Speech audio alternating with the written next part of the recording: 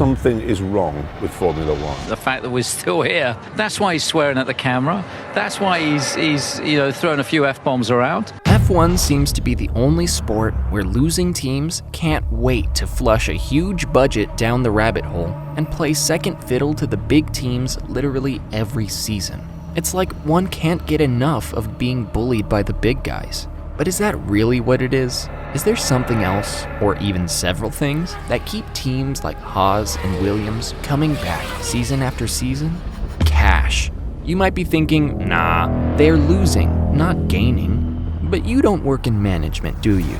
And you certainly don't know that F1 has a system with which they distribute their prize pot every year and every team gets a cut. Yes, you heard that right. Formerly, the winning team got to keep 20% of the prize pool, and the team in 10th place got about 6%. The percentage has been reduced to 16% for the winning team in the 2023 season. For the 2023 season, the prize money was over $1 billion, so Red Bull walked away with $140 million as the winner. And although Haas finished last, it still got a sweet $60 million. There are extra bonuses for the teams that have lasted in the game over the years and are still standing strong. So, teams can expect millions as a good old slap on the back for hanging in there. You may not think this huge, but if you took a peek into Formula One history since its inception 70 years ago and found out how many companies have sunk into the quicksand of debt and eventual demise, you might just reconsider. The final and also interesting part of this prize is a fair amount of money that goes to teams that have been successful in recent years. In summary, everyone goes home with smiles and a bag of money. Sounds reasonable enough? Favorable rule changes.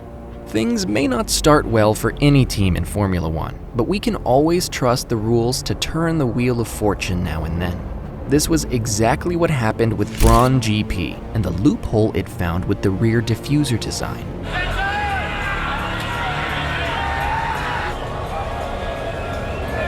Brawn GP came from the very bottom to win both the Drivers' and Construction World Championships in its debut season.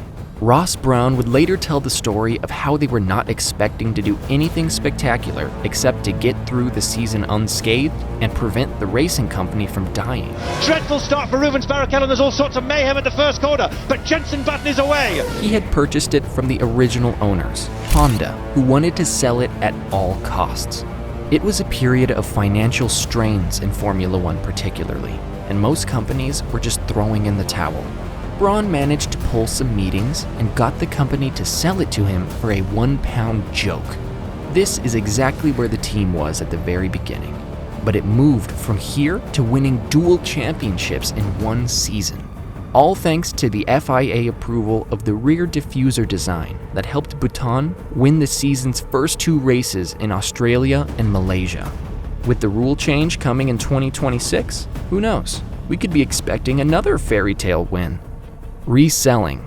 Yes, Formula One is all about passion, but it is also a business to most people, and dare I say, a lucrative one. Some Formula One companies have been purchased by people who have no plans on getting down to the dirty work of making sure that the car is right and getting the right driver or engine. They buy the company and hand these over to the expert. Aston Martin is one of those companies that emerged from the reselling pool. Its shining spotlight did not begin as one might expect. The team's roots date back to 1991 as the Jordan Grand Prix, founded by Eddie Jordan. They achieved moderate success, including a win at the 2003 Brazilian Grand Prix. In 2006, the team was sold to the Midland Group, rebranding as Midland F1 Racing. We're going to do our best and, just push. It was really difficult for me this weekend. I couldn't find the right setup and hopefully the race goes better. However, financial struggles led to a change in ownership. The team was acquired by Spiker Cars in 2007 and rebranded as Spiker F1 Team. Despite a promising start, financial woes continued. In 2008, Vijay Mallya's consortium purchased the team, rebranding it as Force India F1 Team. They achieved occasional podiums and consistently scored points. Force India faced financial difficulties, culminating in administration in July 2018. Then, Lawrence Stroll, a Canadian businessman, acquired Force India's assets in August 2018. The team rebranded as Racing Point F1 Team.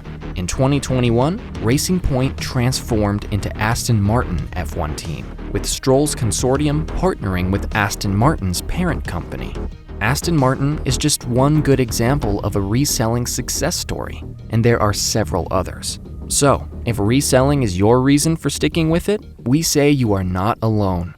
And there's a bright light owner at the end of that reselling tunnel: hope. Not every team has the good fortune to be acquired by a huge company, but most stick it out because they believe they can have a better season with each fresh year. To tell the truth, it doesn't always pan out. For the most part, it's a rinse and repeat of the last season. But there are exceptions, and these exceptions stand out in a manner that is truly encouraging to other teams. Red Bull, for example, is currently at the top of their game and the top of the scoreboard. But Dietrich Mateschitz, the Austrian entrepreneur who purchased the Jaguar racing team in 2004 and renamed it Red Bull Racing, would tell you that it was not an easy road. At 18 years and 227 days old, Max Verstappen wins a Formula One Grand Prix. After the purchase, he invested heavily in the team despite its struggles. Mateschitz's vision was to create a competitive outfit, but early years were marred by poor performance and financial troubles. The arrival of technical director Adrian Newey in 2006 revolutionized Red Bull's approach. Newey's innovative designs and expertise transformed the team, yielding the RB5 car that secured podiums and pole positions. Then it got better when Sebastian Vettel joined Red Bull Racing in 2009. It was the beginning of their golden era, and what they had hoped for was finally coming. Together, they achieved 4 consecutive World Drivers' Championships between 2010 to 2013, and 4 World Constructors' Championships between 2010 to 2013.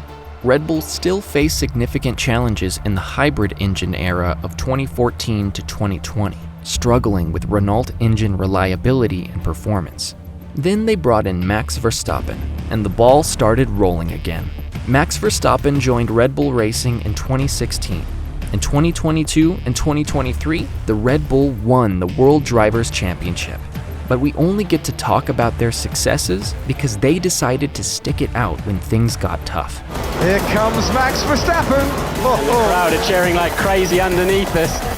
What a thrilling drive that was from Max Verstappen today.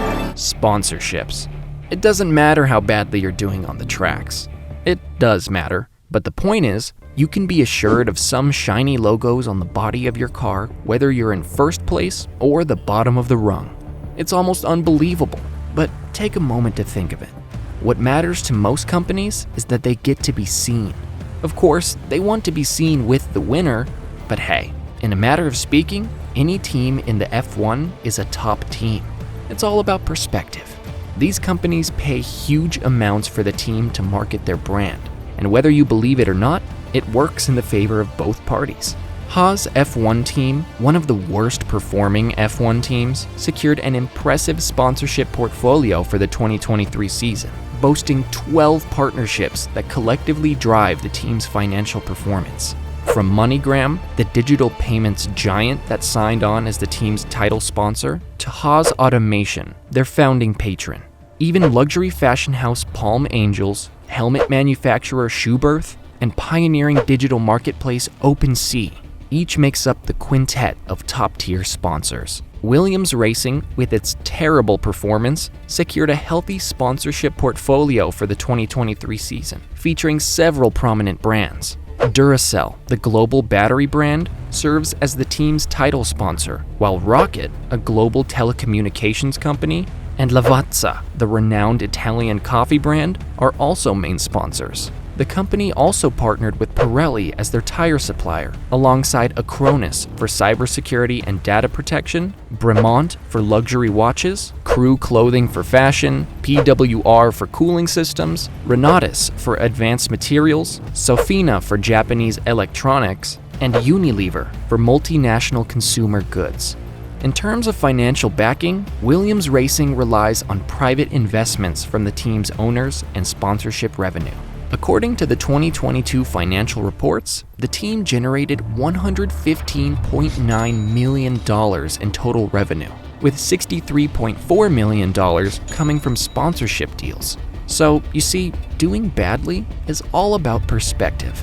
Some companies see potential in the brightly colored body of a bottom-rung F1 team vehicle.